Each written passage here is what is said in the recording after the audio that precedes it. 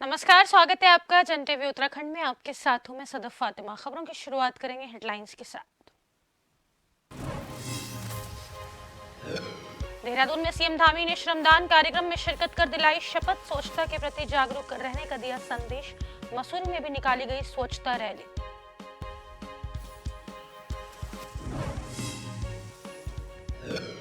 Laksar police का तेज आवाज वाले वाहनों के खिलाफ अभियान। मॉडिफाई साइलेंसर, तेज हॉर्न वाले वाहनों को किया सीज। यातायात के उल्लंघन करने वालों पर भी कार्रवाई।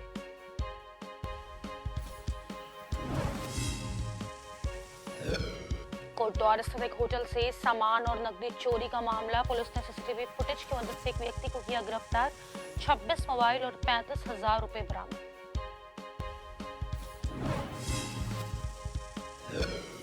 जसपुर सब्जी मंडी में अतिक्रमण को लेकर समाज सेवी का धरना। भाजपा नेता ने समस्या के समाधान का दिया आश्वासन। जूस पिलाकर धरना कराया समाप्त।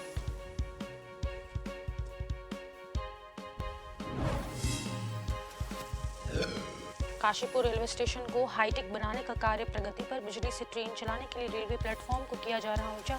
रामनगर से और मुरादाबाद तक चल रहा काम।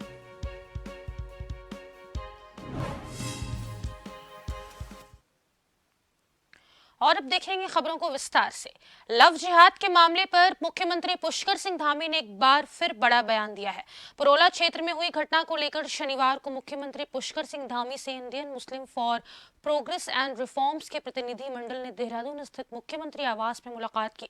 मुख्यमंत्री का कहना है कि लव जिहाद के मसले पर सरकार ने कड़ा रुख अख्तियार किया है। सरकार एक कानून लेकर आई है, वहीं जो इस तरह के मामले आ रहे हैं उसमें पुलिस सख्त कार्रवाई कर रही है।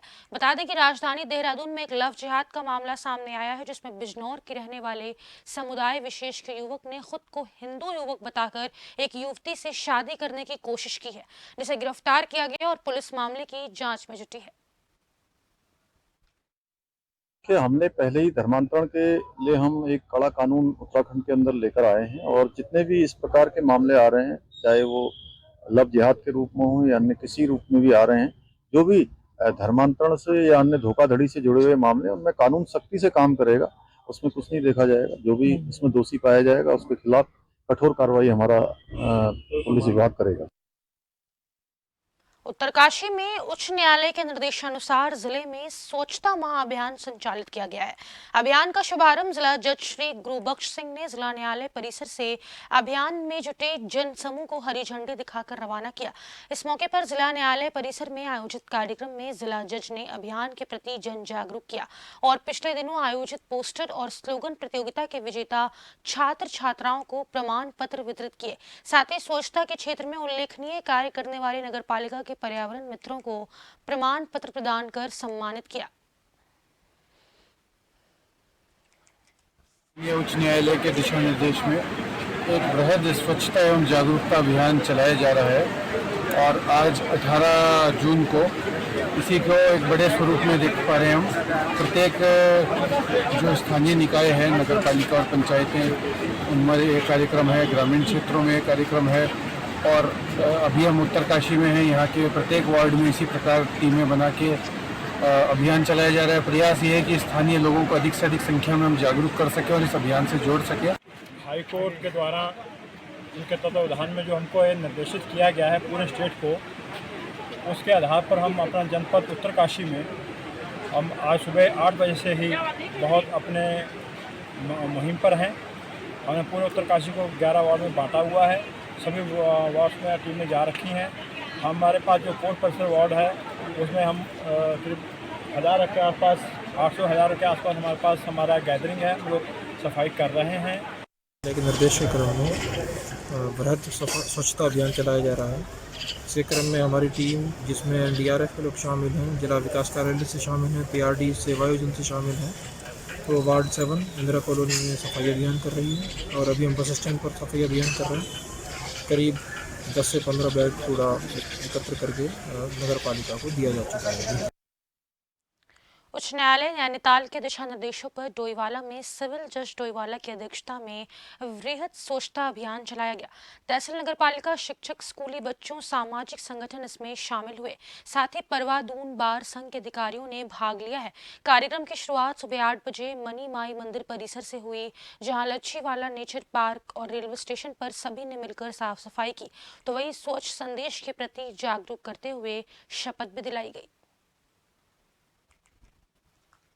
अभियान हमारे ऑनरेबल हाई कोर्ट से चीफ जस्टिस साहब ने शुरू कराया है और बेसिकली प्रत्येक डिस्ट्रिक्ट में हमारे जितने भी न्यायाधीशगण हैं, प्रत्येक ज़िले में ये कहा गया कि आप इस मुहिम को आगे बढ़ाते हुए क्लीन लाइनेस ड्राइव को आगे बढ़ाएंगे और लोगों को जागरूक करेंगे, श्रमदान के लिए प्रेरित करेंगे। कोई बच्चे जो इसे पेंटिंग, कला, साहित्य, किसी भी अभिव्यक्ति से योगदान दे के इसके अंतर्गत आना चाहते हैं, कुछ भी करना चाहते हैं, जो भी व्यक्ति इसके लिए समर्पित करना चाहते हैं, उनको इन कार्यक्रम में शामिल करेंगे। हम जागरूक नहीं हुए तो आने वाली पीढ़ियों को इस कर्ज को उतारने में बहुत दिक्कत होगी, क्योंकि जिस तरह से हम लगातार देख रहे हैं कि जल संसाधनों का दोहन हो रहा है, पानी का स्तर निरंतर नीचे जा रहा है, जगह जगह प्लास्टिक का कचरा हर जगह फैल रहा है। इससे ग्लोबल वार्मिंग बढ़ रही है और नई नई बीमारियों का दुनिया में आमद हो रही है, जिससे लोगों की जान माल का हमेशा खतरा बना हुआ है। आज भी हम अगर जागरूक नहीं होंगे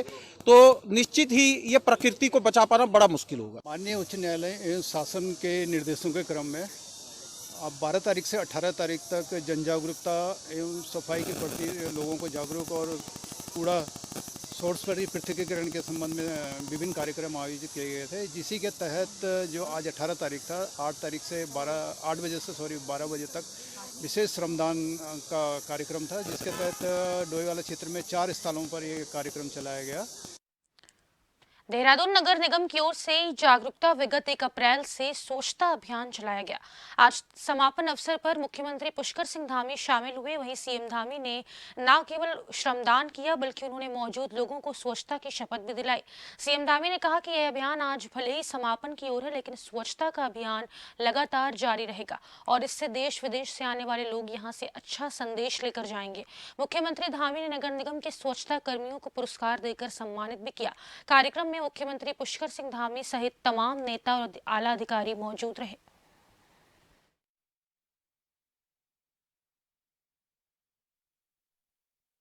देखिए, सरकार ने, माननीय उच्च न्यायालय ने ये अभियान संयुक्त तत्वाधान में लिया है और लगातार ये सप्ताह स्वच्छता के लिए समर्पित है। हमारा ये उद्देश्य है और संकल्प है कि सरकार जहां ऐसे अभियानों को प्रारंभ कर रही है, हमारा नगर निगम कर रहा है, अन्य संस्थाएं कर रही हैं। आज 102 निकाय स्वच्छता के अभियान को लेकर आगे आए हैं। उन्होंने अपने अपने सभी निकायों में आज इस प्रकार का अभियान प्रारंभ हुआ। लेकिन मैं सभी से अनुरोध करना चाहूँगा, अपील भी करना चाहूँगा कि सभी लोग इस अभियान में सहभागी बने। मुख्यमंत्री जी का धन्यवाद करता हूँ कि उन्होंने स्वच्छता अभियान के साथ साथ खुद जो है सफाई करी है, खुद झाड़ू लगाया है। और जब किसी प्रदेश का मुखिया सड़क पर उतरता है तो निश्चित रूप से एक संदेश देने का काम किया है कि सबकी जन सहभागिता से जो है ये जो कूड़ा है, इसकी सफाई व्यवस्था है, ये जन सहभागिता से ही जो है अपना शहर, अपना प्रदेश, अपना देश साफ हो सकता है। विशेष अभियान चल रहा था जिसका समापन था और स्वच्छता के लेके हमारी सरकार लगातार प्रयास कर रही है। आप देखिए कि पिछले दिनों स्वच्छता पे हमारे को 17 पुरस्कार मिले हैं देश भर में और देश भर में हमें जो पुरस्कार ये सब पहली बार मिले हैं। और हमने अपील भी की है सभी निकाय, जितने भी हमारे 102 निकाय हैं, उसमें स्वच्छता का अभियान जारी रहे। देहरादून में जलभराव की समस्या आम तौर पर देखी जाती है। साथ ही ड्रेनेज सिस्टम की पोल भी खुल जाती है। वहीं मॉनसून सीजन को देखते हुए जब शहरी विकास मंत्री प्रेमचंद अग्रवाल से स्मार्ट सिटी को लेकर प्रश्न किया गया तो उन्होंने कहा कि इस वर्ष स्मार्ट सिटी में मुख्य काम ड्रेनेज सिस्टम का रहेगा। साथ ही कोशिश रहेगी कि तेजी से स्मार्ट सिटी के कार्यों को किया जाए। स्मार्ट सिटी को लेकर काफी काम हो चुके हैं और कई पूर्ण भी हो चुके हैं। फिलहाल स्मार्ट सिटी को लेकर 1 वर्ष का एक्सटेंशन मिला है और आने वाली 1 वर्ष के अंदर सभी कार्य पूर्ण कर लिए जाएंगे। काम ड्रेनेज का रहेगा और हम कोशिश कर रहे हैं कि इसमें हम तेजी से काम करें। हालांकि आप जानते हैं कि पिछले दिनों थोड़ा शिथिलता थी, लेकिन अब बहुत तेजी से काम प्रारंभ हुआ है। काफी काम हो गया है और अनेकों काम तो पूरे भी हुए हैं तो मैं उम्मीद कर रहा हूँ कि इसमें हम कोशिश करें, मानसून चूंकि सिर पे है, जितना जल्दी हम कर सकें। वैसे तो हम सभी काम को पूरा करने की दिशा में आगे बढ़ रहे हैं और आपको जानकारी भी होगी 1 वर्ष का एक्सटेंशन हमें मिला है, यानी कि हम 1 साल के भीतर इस सब कार्य का सभी काम को निपटाएंगे। नगर निगम का जो नाला सफाई अभियान चलता है वो हमने 1 अप्रैल से उसको शुरू किया। लगातार वो चाहे बिंदाल नदी हो, चाहे रिस्पना नदी हो, चाहे छोटी नदी हो, चाहे जितने आजकल भी जो है युद्ध स्तर पे जो है नाली सफाइयों का काम चल रहा है।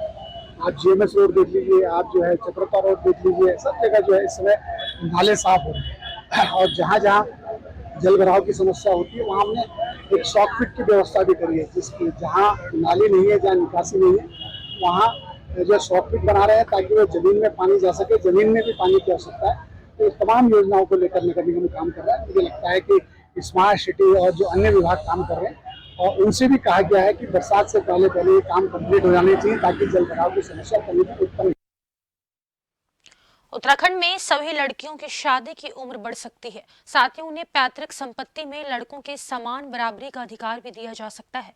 इन दोनों ही मुद्दों पर मुख्यमंत्री पुष्कर सिंह धामी के निर्देश पर समान नागरिक संहिता का ड्राफ्ट तैयार कर रही विशेषज्ञ समिति गंभीरता से विचार कर रही है। समिति हलाला और इद्दत पर रोक लगाने वाले सुझावों का भी अध्ययन कर रही है। बता दें कि कुछ दिन पूर्व ही समिति के अध्यक्ष और सदस्यों ने नई दिल्ली में प्रवासी उत्तराखंडियों के साथ ही समान नागरिक संहिता के लिए संवाद किया था। वो तो उत्तराखंड की जनता का मैंडेट है। वो इस आम चुनाव से पहले देवभूमि उत्तराखंड की जनता के सामने हमने ये संकल्प रखा था कि नई सरकार के गठन होते ही हम समान नागरिक संहिता के लिए कमेटी बनाएंगे। उस कमेटी ने अपना लगभग काम पूरा कर लिया है और उनका ड्राफ्ट पूरा होते ही वो जैसे ही हमको सौंपेंगे हम उस दिशा में आगे बढ़ेंगे और उत्तराखंड का ये मॉडल पूरे भारत का मॉडल बनेगा। उत्तराखंड का काशीपुर रेलवे स्टेशन का कार्य प्रगति पर है। बता दें कि पहले डीजल इंजन से रेलगाड़ियां चला करती थी। जैसे जैसे समय बीतता जा रहा वैसे वैसे ट्रेन अभी हाईटेक होती जा रही है। इसी के चलते इलेक्ट्रॉनिक ट्रेन चलाने के लिए रेलवे प्लेटफॉर्म को ऊंचा किया जा रहा है। इसी के साथ ही प्लेटफॉर्म को भी ऊंचा किया जाएगा। जब रेलवे पैसेंजर से बात की गई तो उन्होंने बताया कि काशीपुर रेलवे स्टेशन हाईटेक होगा तो लोगों को सुविधाएं मिलेंगी। रेलवे स्टेशन हाईटेक होगा तो हर किसी व्यक्ति का फायदा होगा और लोग इलेक्ट्रिक ट्रेन में कम समय में अधिक किलोमीटर की दूरी तय कर सकते हैं। वहीं दूसरे रेलवे पैसेंजर भी केंद्र सरकार की भूरी प्रशंसा करते हुए कहा कि मोदी जी का प्रयास रेलवे को लेकर काफी संतोषजनक है। आने वाले टाइम के लिए हम लोगों को ही सुविधा मिलेगी। फिर इन लोगों ने काम करा है ना, ये इलेक्ट्रिक लाइन बिछ रही है, तो हम लोगों के लिए सुविधा के लिए थोड़े बहुत दिन की परेशानी तो उठानी पड़ती है।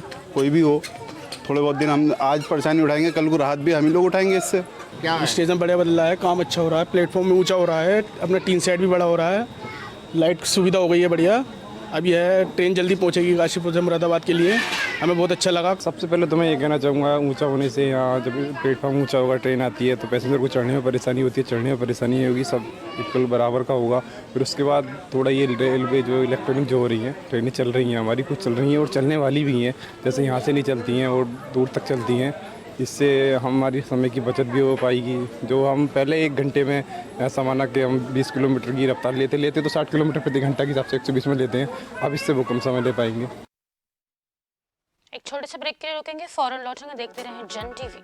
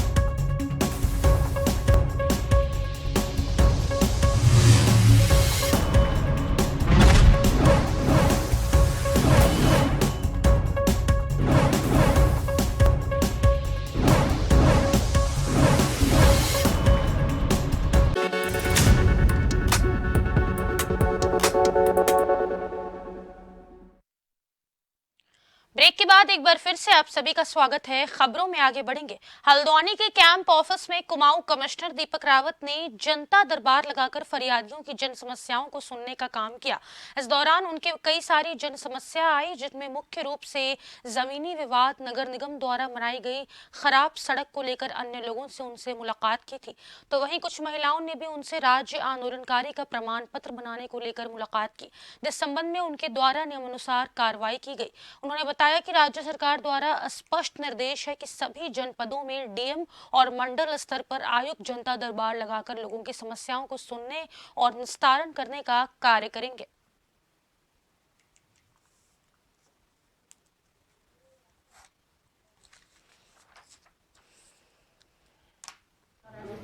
कुछ आज हल्द्वानी के प्रमुख मामले आए थे, जिसमें एक तो नगर निगम के द्वारा एक रोड जिसकी क्वालिटी काफ़ी ख़राब है, इसकी शिकायत पिछले जनता मिलन में आई थी। तो आज शिकायतकर्ता को भी बुलाया था, कंसर्न कॉन्ट्रैक्टर इंजीनियर को भी बुलाया था और इस बात की पुष्टि हुई कि वाकई क्वालिटी ख़राब है।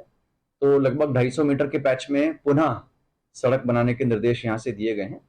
एक मसला, कुछ राज्य आंदोलनकारी जो हमारी यहाँ पे पुरानी दावेदार हैं, कुछ लेडीज़ हैं यहाँ पे, तो वो सब महिलाएं यहाँ पे आई थी। उनका कहना था कि उस पर छूट गए हैं, तो उनसे भी कुछ साक्ष्य जो वो देना चाहते हैं, एडिशनल साक्ष्य। यद्यपि अभी वो जियो तो प्रभावी नहीं है, लेकिन फिर भी तो उन साक्ष्यों को हमने उनसे कहा है कि एक बार आप ले आएंगे। खबर जसपुर से है, जहां के कार पार्किंग के मामले को लेकर समाजसेवी युवा नेता महेंद्र सिंह द्वारा किया जा रहा धरना समाप्त हो गया। वहीं अधिशासी अधिकारी शाहिद अली ने महेंद्र सिंह को जूस पिलाकर धरना समाप्त कराया। बता दें कि मेन बाजार सब्जी मंडी में विगत वर्षों पूर्व उच्च न्यायालय के आदेश पर अतिक्रमण हटाओ अभियान के तहत सब्जी मंडी को हटा दिया गया था। प्रशासन द्वारा अतिक्रमण हटाए जाने के बाद सरकारी भूमि को कुछ लोगों द्वारा कार पार्किंग के रूप में इस्तेमाल किया जा रहा था, जिसको लेकर नगर के समाजसेवी युवा नेता महेंद्र सिंह ने शहर की समस्याओं को लेकर 4 दिन से धरने पर बैठे थे। किसी दूसरा मांग उठा रहा है तो उसका स्वागत करना चाहिए, उसे दिल से उसकी इज्जत करनी चाहिए। और ये काम अगर कोई दूसरा कर रहा है तो उसको लोग हंसी उड़ाते हैं, लेकिन जब अपना करना पड़ता है तो अपने पे जो कष्ट आता है, इसीलिए मैंने यहाँ पे आके इनका निवेदन किया कि भाई अब अपना धरना समाप्त करो, गर्मी बहुत है और स्वास्थ्य खराब हो जाएगा। और नगर पालिका ने मांगे मान ली है, तो इन्हीं बातों के साथ महेंद्र जी ने हमारा निवेदन स्वीकार किया और इन्होंने, क्योंकि हम सबका निवेदन स्वीकार किया, तो मैं इनका धन्यवाद भी करता हूँ। सामाजिक कार्यकर्ता के नाते मैं बाज़ार में इसलिए बैठा हूँ कि जिन लोगों को पहले बाज़ार सब्जी बेचते थे उनको हटा दिया गया था, और अब जो है उनको हटाने के बाद खुद निजी अपनी कारें खड़ी करते हैं। ये किस अधिकार से बाज़ार में कारें खड़ी करते हैं, इनको हमें बताया जाए। को लेकर माननीय महेंद्र जी ने धरना प्रदर्शन किया था, जिनका संज्ञान नगर पालिका ने लिया गया और माननीय उपाध्यक्ष योजना आयोग के पूर्व उपाध्यक्ष विनय रोला जी के आह्वान पर इनको जूस पिलाकर इनका धरना प्रदर्शन समाप्त कराया गया और इनको आश्वासन दिया गया कि इनकी जितनी और जो मांग। हल्द्वानी शहर में जाम और यातायात की अव्यवस्था के लिए पार्किंग एक बहुत बड़ी समस्या है। शहर के कई स्कूल ऐसे हैं जो रामपुर रोड, नैनीताल रोड और कालाडूंगी रोड में स्थित हैं और उनके पास पार्किंग भी नहीं है। लिहाजा स्कूल बसों के अलावा कई जगहों पर लोग सड़कों के किनारे अपनी गाड़ियों को पार्क कर रहे हैं। लेकिन अब लोगों को अपनी कार या गाड़ियों को पार्किंग में ही रखना होगा, नहीं तो अब प्रशासन ताबड़तोड़ कार्रवाई करेगा। सिटी मजिस्ट्रेट ऋचा सिंह का कहना है कि हल्द्वानी शहर में बढ़ते यातायात के दबाव को देखते हुए अवैध रूप से जा रही पार्किंग के खिलाफ सख्त कार्रवाई शुरू कर दी गई है।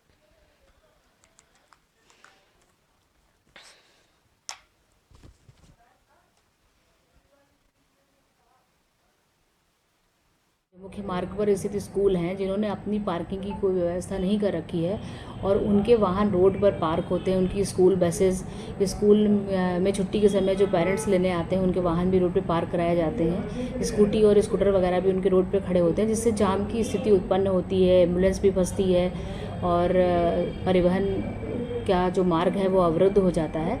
इसको लेकर एक अपील की गई इन लोगों से, स्कूल प्रबंधन से, कि आप इसमें स्कूल खुलने से पूर्व जो आपके स्कूल का खेल मैदान है या जो भी आपके स्कूल का एरिया है उसमें आप पार्किंग के लिए अपना स्थान चिन्हित करें।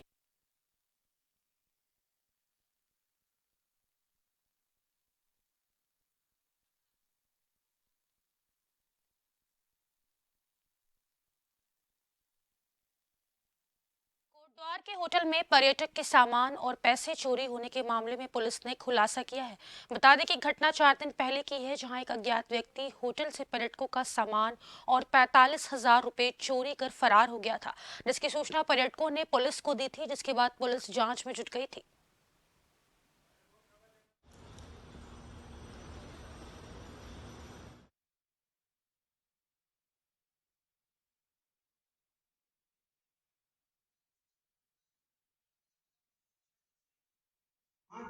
टीम द्वारा काफ़ी अच्छा कार्य किया गया और अथक प्रयासों के बाद जो इसमें मुख्य अभियुक्त था इस घटना में, आज उसकी गिरफ्तारी की गई है। जो मुख्य अभियुक्त है वह तमिलनाडु का रहने वाला है, गोपाल पेरुमल, और उसके द्वारा पूछताछ में यही बताया गया कि वह लगातार पिछले 1 महीने से आसपास के जिलों में और क्षेत्रों में टप्पेबाजी की घटना को अंजाम दे रहा था और अभियुक्त के कब्जे से। दिल्ली के सीएम अरविंद केजरीवाल इन दिनों राजस्थान के दौरे पर हैं, जहां इस वक्त श्रीगंगानगर में आम आदमी पार्टी की सभा हो रही है।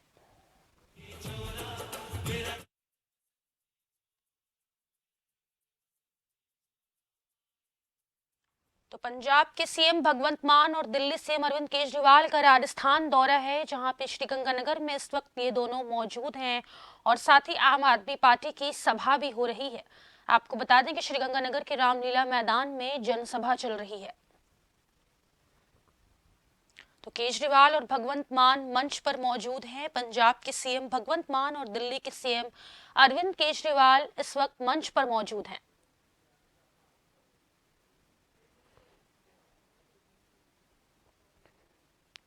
तो दिल्ली सीएम अरविंद केजरीवाल का राजस्थान दौरा है, जहां पे पंजाब के सीएम भगवंत मान और दिल्ली के सीएम अरविंद केजरीवाल राजस्थान के श्रीगंगानगर में मौजूद है।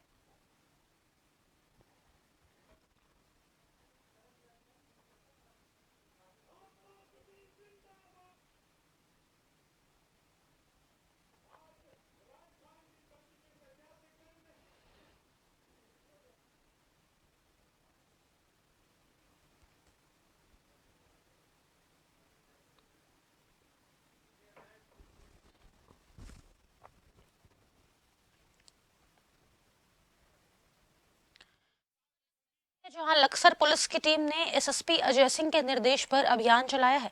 मॉडिफाई वाहनों पर कार्रवाई की है। साइलेंसर, तेज हॉर्न और पटाखे मारने वाले 2 पहिया वाहनों को सीज किया। साथ ही बाइक सवार युवकों को कोतवाली में ले जाकर उन्हें यातायात के नियमों का पाठ भी पढ़ाया।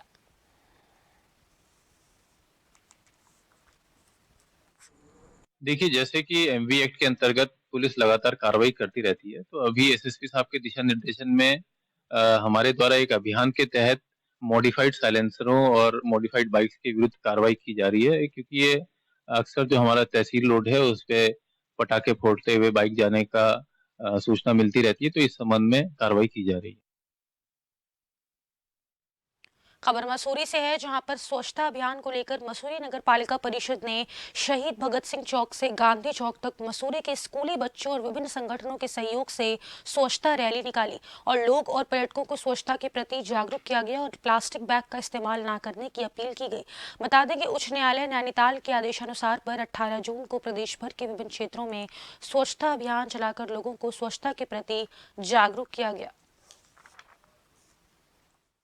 हर दिन कुछ हम लोग जो है स्वच्छता के प्रति कार्यक्रम को आगे बढ़ा रहे हैं। आज करीब 7 स्कूल के बच्चों के माध्यम से और स्वयं सहायता समूह के माध्यम से उन लोगों के द्वारा एक रैली निकाली गई और रैली निकालने के बाद यहाँ गांधी चौक पे पहुँचने के बाद एक नुक्कड़ नाटक जो है प्रस्तुति हुई। जो देहरादून से टीम आई थी उन्होंने नुक्कड़ नाटक की प्रस्तुति दी और साथ ही साथ उनको स्वच्छता के प्रति जो है संकल्प भी दिलाया गया। लोगों ने जो है वोट भी ली और उसी के साथ साथ में यहाँ पर करीब 22 लोगों को सम्मानित किया गया है जो समाज के लिए स्वच्छता के लिए बेटर काम कर रहे हैं।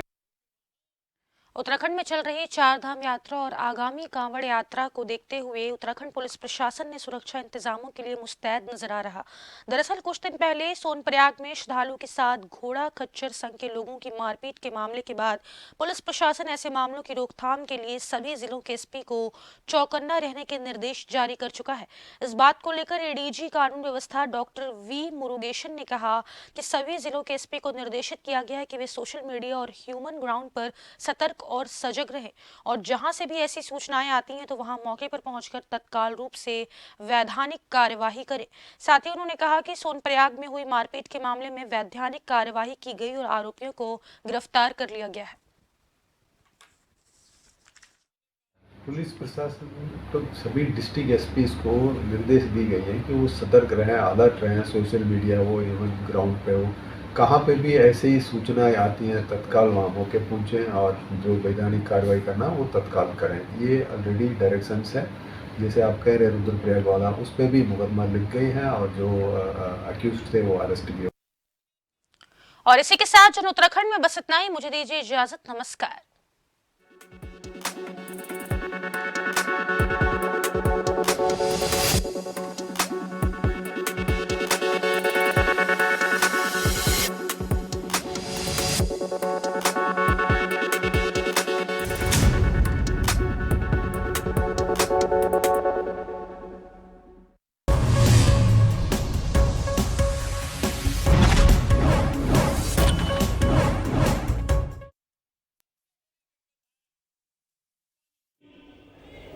मैं पानी पे बात करना चाहता हूं, खुल के सच बताऊंगा, सच। भाई साहब, पहले वो गंग कैनाल होती थी, अब उसका नाम इंदिरा गांधी कैनाल कर दिया। हरी के पत्तन से आती है, मलोट और गिद्धरबाहा के बीच में से निकलती है। 18,000 क्यूसेक पानी उसमें राजस्थान को आता है। पंजाब में कहीं भी उसका पानी इस्तेमाल नहीं हो सकता। 18,000 क्यूसेक हम जो है मीट्रिक पानी छोड़ते हैं। गहलोत सरकार ने क्या किया? या तो गंगानगर वालों से कोई दुश्मनी थी, हनुमानगढ़ वालों से कोई दुश्मनी थी, संगरिया सादुल शहर वालों से कोई दुश्मनी थी। मई जून में उसकी बंदी ले ली।